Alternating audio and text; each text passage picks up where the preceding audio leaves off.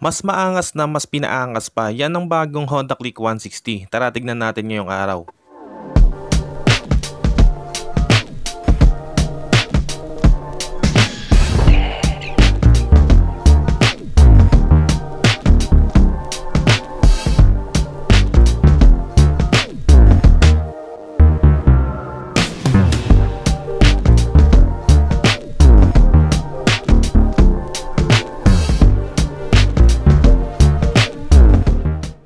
Nung unang inilabas sa atin itong Honda Click 160, talagang napaka-elegante and napaka-minimalist lang ng decals. Pero ngayon kung mapapansin nyo, talagang mas kitang-kita na yung mga decals niya. At hindi lang yung design mga tol, pati yung presyo nito na bago na rin. Mabibili na lang natin ngayon ito sa halagang 116,900 pesos. Pero sulit pa bang bilhin ngayong 2025? Kaya kung isa ka sa nagbabalak maglabas ng Honda Click 160 at wala ka pang idea kung ano ba yung kayang i-offer nito, so panoorin mo tong video na to hanggang dulo.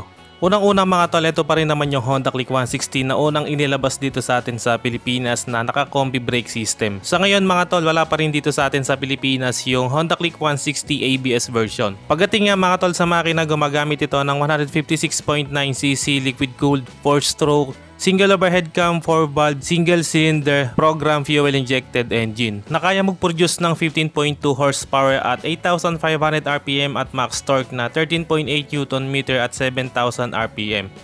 And talagang good for daily use itong Honda Click 160 dahil talagang matipid lang din siyang kumonsumo ng gas. Kaya nitong umabot hanggang 46.7 km per liter. So depende rin yan sa rider, sa road condition, and syempre sa karga natin. Pagdating naman sa looks mga tol, para sa akin, mas naging eye-catchy yung datingan niya ngayon compare natin dati, no? Pero syempre may ibang looks din kasi yung dati, napaka-elegante nun. Pero ito mas, kumbaga mas titignan siya ng mga tao dahil naka-bold na yung mga decals niya. Tulad dito sa unahan, meron siyang Honda 160. Pagdating naman mga tol dito sa part na to, sa cover ng handlebar, same pa rin naman ang design to sa previous model. So meron siyang decals dito ng Honda, and pagdating naman dito sa bandang gitna, meron siyang parang maliit na wind visor dito na glossy black yung finish. And of course yung kasama niyang fairings dito, matte gray naman yung finish. And meron siyang decals dito na Click 160, kulay blue yung font color niya, talagang bumagay din dun sa matte gray and sa black. Very premium at very sporty rin mga tol talaga ng design niya dito sa mismong headlight. Tapos meron pa siyang blue effect dun sa lens niya, no? And yung pinaka-frame niya ay kulay itim din. Meron siyang parang built-in dito na winglet.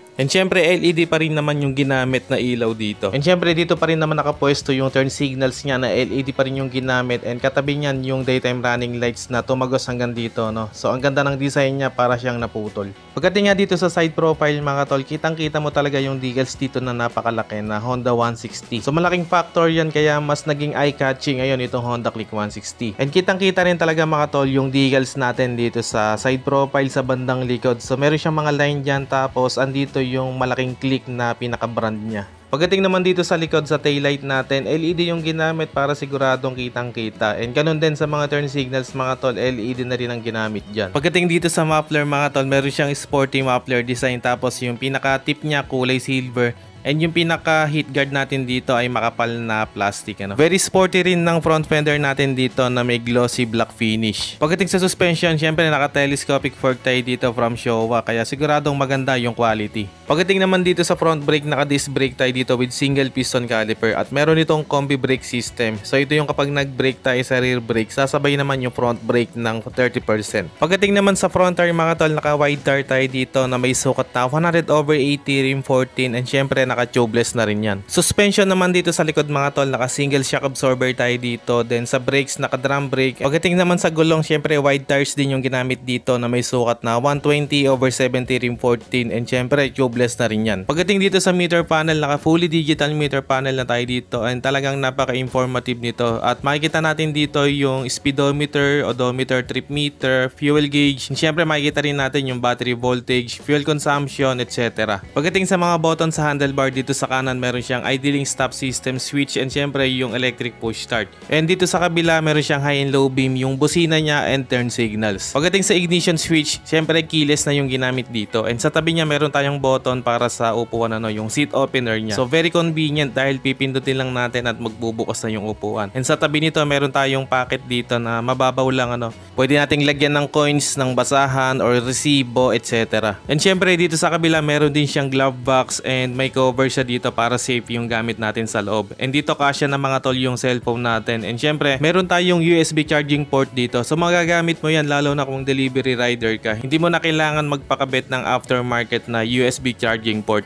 At syempre meron tayong utility hooks dito para sa pinamili natin. Kunwari bumili ka ng gulay, isabit mo lang dyan, safe na yon.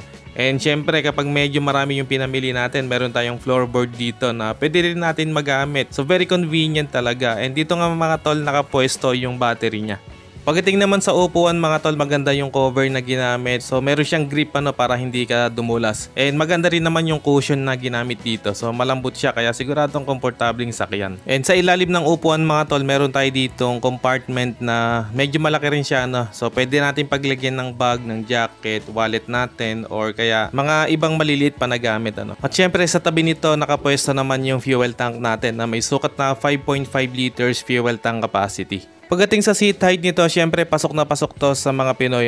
Meron lang itong sukat na 778mm. Then sa ground clearance niya, mababa lang din. Meron itong sukat na 138mm. And hindi rin naman siya ganun kabigat kaya madali lang din siyang i-manage. Meron lang itong timbang na 116 kg. Okay mga tol, yan ang update natin para sa bagong Honda Click 160. Anong masasabi nyo mga tol? Okay ba para sa inyo itong bagong design ng Click 160? Comment nyo naman dyan sa comment section. So kung umabot kayo sa part ng video na to and sa mga solid viewers natin dyan, maraming salamat mga tol sa panonood. At kung bago lang kayo sa channel na to, huwag kalimutang mag-subscribe at paki-on na rin ang notification bell para ma-notify ka pag may bago tayong upload. And meron din tayong Facebook page, paki-like and follow na rin. Maraming salamat mga tol. Always ride safe and God bless.